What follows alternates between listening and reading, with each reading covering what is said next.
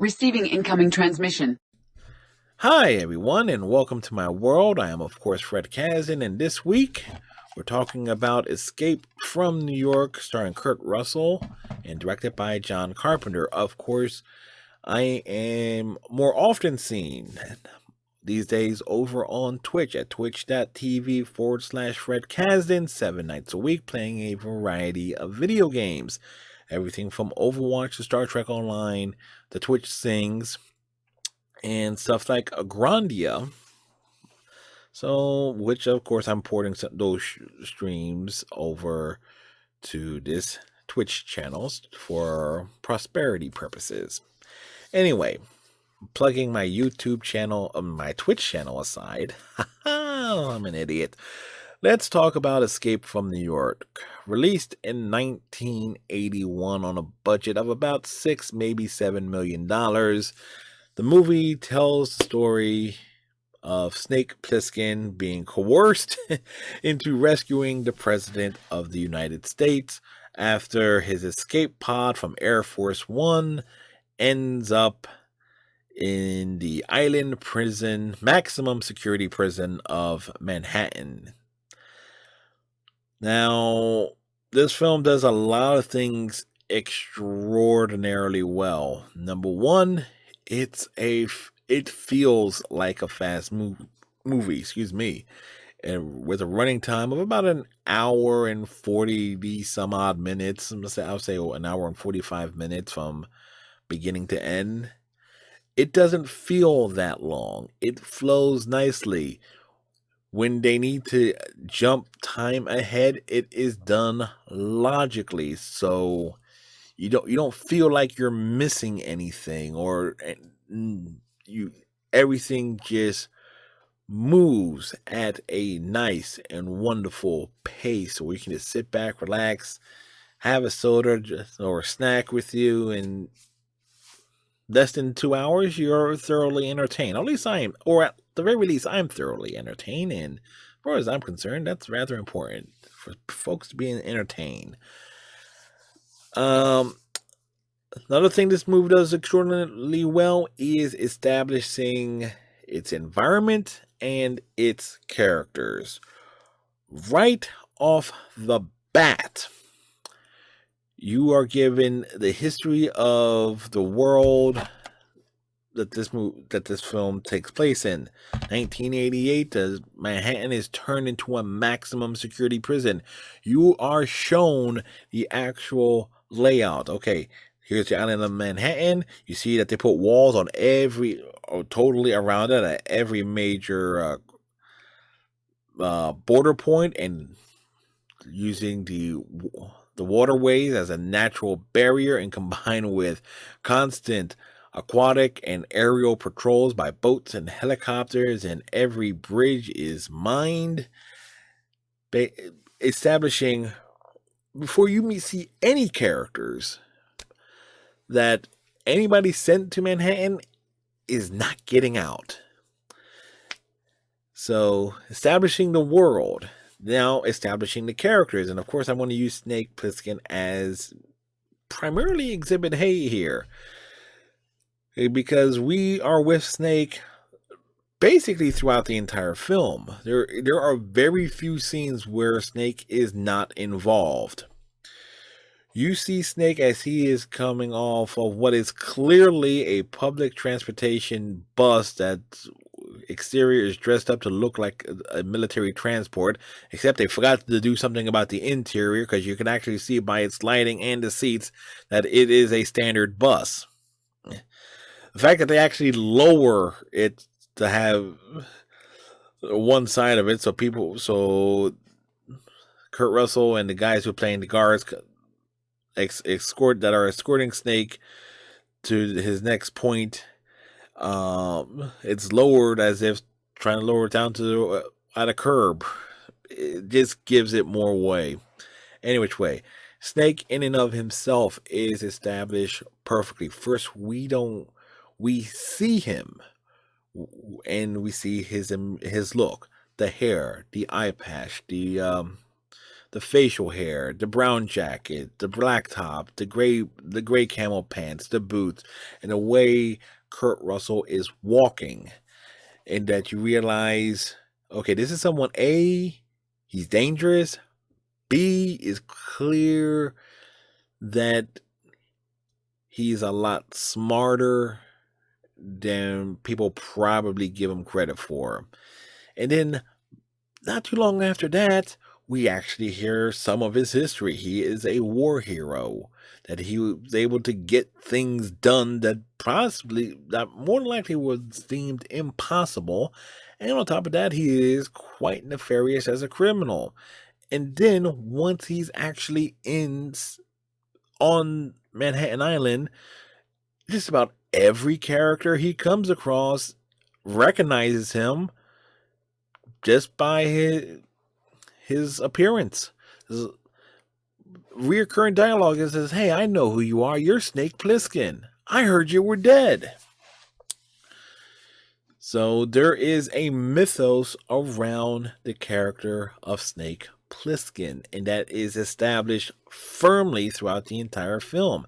Even characters who don't recognize him, who don't know what he looks like, they've heard about him, most notably the Duke. Doesn't recognize Snake right off the bat, but he heard his name and realizes his importance, that that Snake is a threat, which kind of makes it funny that the Duke doesn't kill him right away, listening to Brain, who himself has a history with Snake. When Snake meets Brain, recognizing him as a guy named Harold who left him high and dry 4 years prior to the events of the movie, and that gives some foreshadowing to Brain actually trying to leave Snake high and dry again. But again, you realize that there is a lot of effort put into it establishing the character of Snake Plissken, is what I'm saying here. To a lesser degree, that's also can be said about the Duke. The Duke doesn't get a lot of screen time. As a matter of fact, he only has 2 real direct scenes with Snake. Is in 3 scenes with Snake, and Duke is played by Isaac Hayes. But the Duke is established more. You hear about him first when Snake learns that the president's in the hands of the Duke, Mr. A number 1.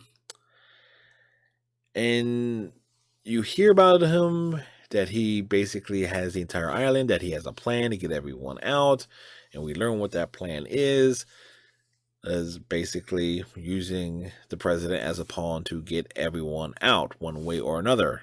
Either the authorities, the United States government is going to give in to the demands and give amnesty to everyone that's on Manhattan Island, or Duke is going to basically march across a bridge with the president out in front, and there probably would have been some sort of massacre of some sorts, is what I'm guessing, because considering that the only ways to get off of Manhattan are primarily by the bridges and any tunnels or boats, and probably would have been a major PR nightmare for the United States government in the continuity of the Snake Plissken universe. Secondary characters like Cabby, the aforementioned Brain, and Maggie are given fair amounts of screen time to establish their personalities and key importance. Cabby who is played by Ernst Borgnine, comes across as being a bit too happening to be in the right place at the right time at key moments, primarily involving getting out of danger. Brain again has the history with Snake, establishing more of the Snake's lore, as well as again foreshadowing to a key scene. Maggie is, in my opinion, a rather understated character. She is clearly in love with Brain. As a matter of fact, it's clear that those 2 characters love each other. And when Brain gets killed towards the end of the film, and Snake is pleading for her to come on, let's go. We got to get out of here. Without saying a word, Maggie did this motions to Snake to just give me the gun. I'll buy you time. Without saying a word, because she wasn't going to leave without Brain. So nice little nice little details like that in terms of establishing characters. And again, there aren't that many characters in this film. The president in and of himself is fairly unlikable, typical politician, more likely really hard to tell us what political party affiliation he is supposed to be, but let's just assume he is some sort of a republicrat in terms of because let's face it, there are some presidents in movies that you realize what they are. The character of played by Bill Pullman in Independence Day comes across more as a Republican, while the character of Dave in the movie Dave, played by Kevin Kline, that the initial president in that film is clearly a more of a biased view of a Republican, an extreme right-wing Republican, but also comes across as the stand-in for is more of a Democrat. Trying to think some of the others. Those are some of the ones that come to mind immediately. Anyway, getting back to Escape from New York, the president in this film basically is traumatized through it because he is beaten, has his finger cut off. We don't see that, but you see he's been tortured, and that the Duke is basically conditioning him to respect him, and that leads to a big moment at the end where the president looks like he's going to leave Snake, abandon Snake at the end of the film, but only uses him as a distraction so he can kill the Duke himself. Yes, Snake Plissken doesn't kill the Duke. The president of the United States does, as a bit of like a payback. And you feel good for the president that he,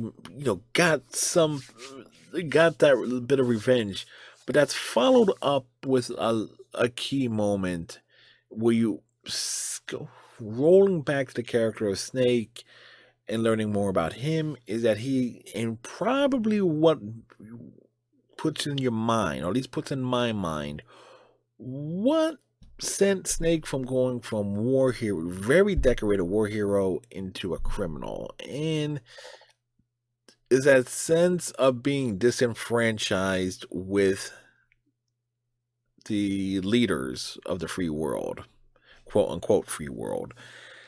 When Snake asked him how he felt about all those people who died to get the president out, the president basically says, well, I am their sacrifices are appreciated, and a real cold and callous response considering everything that all the risk that was taken to get him out, to get the information, that tape out, which Snake destroys and switches with another tape, again foreshadowing for stuff, because throughout the film that anyway, so there's a lot of things to talk about. One last thing I want to mention about Escape from New York is actually its theme. The theme from Escape from New York is a credit to John Carpenter's talent as a composer. When you look at listen to a lot of his films, a lot of them have their own distinctive themes. Halloween, Escape from New York, Big Trouble in Little China, They Live. They all have their own themes, and Escape from New York definitely has one. It's the first thing you actually hear, and it's the last thing you hear if you watch the film from beginning to end. And I'm talking straight through the end credits. It has a slow build up and a memorable hook. That build up, boom, boom, boom, boom, boom, boom, boom, boom. And then the hook comes in. Boom, boom, boom, boom,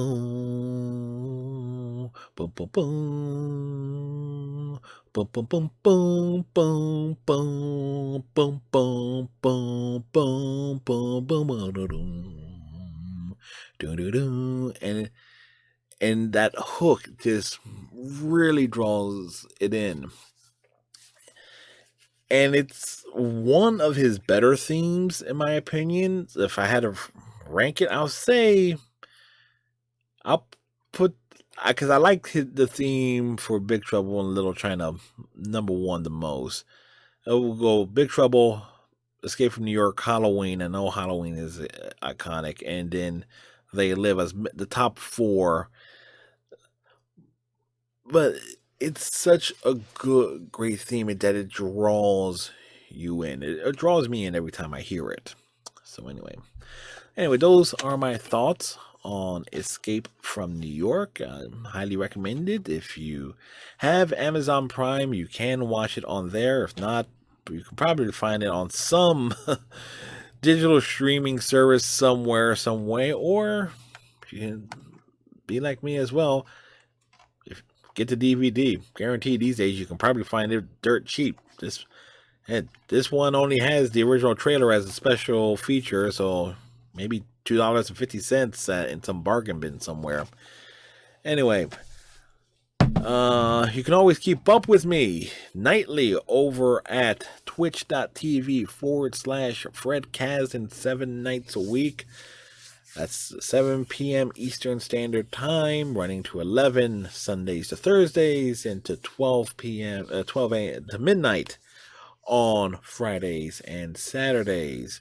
So be sure, please subscribe to the channel, hit that notification bell, yada yada yada. And thank you for watching. Have a good night, pleasant tomorrow, and all that jazz. Bye.